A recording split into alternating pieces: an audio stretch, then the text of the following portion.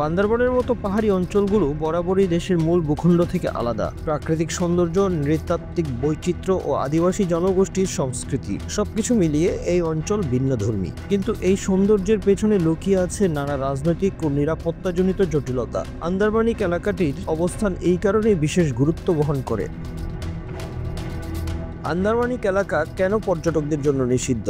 এর উত্তর খুঁজতে গেলে ইতিহাসের দিকে ফিরে তাকাতে হয়। স্বাধীনতার পর থেকে এই অঞ্চল আদিবাসী জনগোষ্ঠী ও পাহাড়ি নেতাদের সাথে দেশের মূলধারার সরকারের সম্পর্ক এক ধরনের টানাপোড়েনের মধ্য দিয়েই গিয়েছে। পার্বত্য চট্টগ্রামের রাজনৈতিক জটিলতা, বিশেষ করে 1980 ও 90-এর দশকে শান্তি চুক্তির আগের সময়টাতে এই অঞ্চলের পরিস্থিতি আরও স্পর্শকাতর ছিল। পাহাড়ি জনগোষ্ঠী, বাঙালি সেটেলারদের মধ্যে বিবাদ, ভূমি অধিকার নিয়ে সংঘাত ও সামরিক বাহিনীর উপস্থিতি সব মিলিয়ে এই এলাকা সংঘাতময় হয়ে ওঠে।